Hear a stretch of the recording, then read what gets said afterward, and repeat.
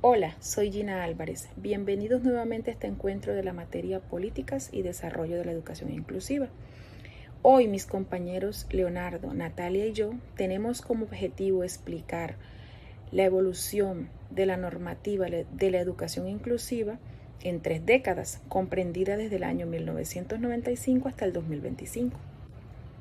Inicio contándoles sobre la primera etapa de la evolución de la educación inclusiva entre 1995 y 2005.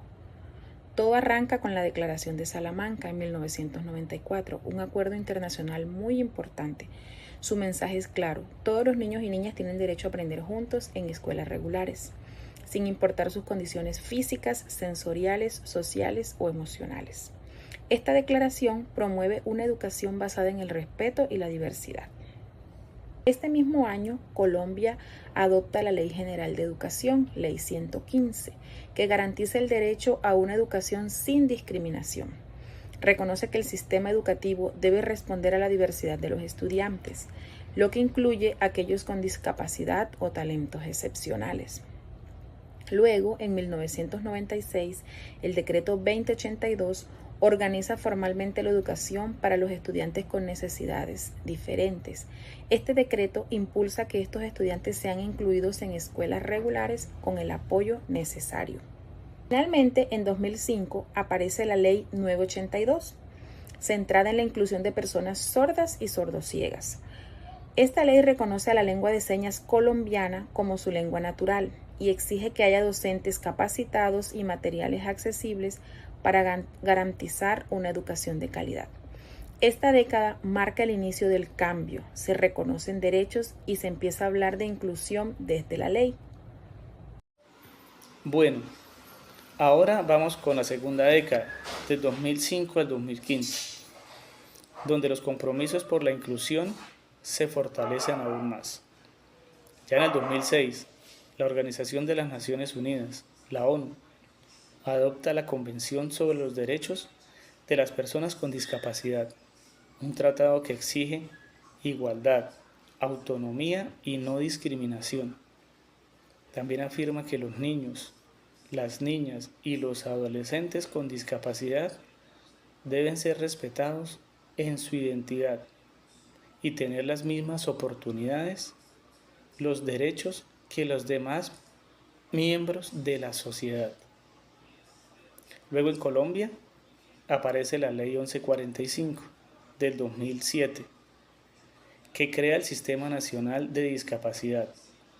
Es la que organiza y coordina las acciones del Estado para garantizar los derechos de la población en áreas como educación, el empleo y la salud. Más adelante, el Decreto 366 de 2009 establece cómo debe prestarse el servicio educativo para estudiantes con discapacidad. Este decreto reafirma que deben estudiar en colegios regulares, con todos los apoyos pedagógicos, técnicos necesarios para que su aprendizaje sea real y sostenido. Ya en el 2013, la Ley 1618 profundiza este enfoque de derechos, garantiza que las personas con discapacidad tengan acceso a una educación inclusiva, accesible y de calidad, con ajustes razonables y docentes preparados. Esta década consolida una idea fundamental: la inclusión ya no es solo un ideal, sino una obligación ética y legal del Estado. Bueno, damos paso a la tercera década, que comprende los años 2015 a 2025. En los últimos años el enfoque inclusivo se ha ampliado y actualizado. Vamos a hablar que en el 2017 se expide el decreto 1421, que reglamenta de forma específica la atención educativa a personas con discapacidad. Se pide que tengan acceso permanente a la educación y sea continua, desde los niveles de preescolar hasta educación superior. Luego, en el 2020, la UNESCO publica el informe GEM, centrado en la inclusión en educación, y destaca una frase muy importante que dice: todos significa todos. Entonces, ¿qué dice? Que no solamente las personas con discapacidad deben incluirse, sino las personas de escasos recursos, los migrantes, los pueblos indígenas, las personas LGBTIQ+, también se deben incluir para acceder a una educación de calidad. En el 2023, Colombia aprueba la ley 2297 que garantiza el derecho a un cuidador o a un asistente personal para las personas que tienen discapacidad. Así pues puede cumplirse el derecho, los derechos humanos para estas personas y también su autonomía. Y en el 2024 la ONU aprueba la resolución del Consejo de Derechos Humanos que propone pues que haya una inclusión comunitaria. Lo más importante aquí es que las personas con discapacidad pues puedan vivir digna, autónomamente, con independencia y plenamente integradas a la sociedad.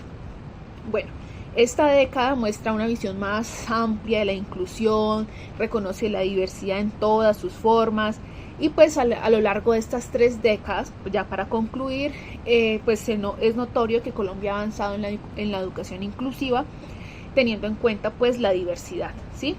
Y pues desde los primeros marcos legales hasta las políticas actuales, el mensaje es claro y es este: la educación es un derecho para todos y sin excepciones.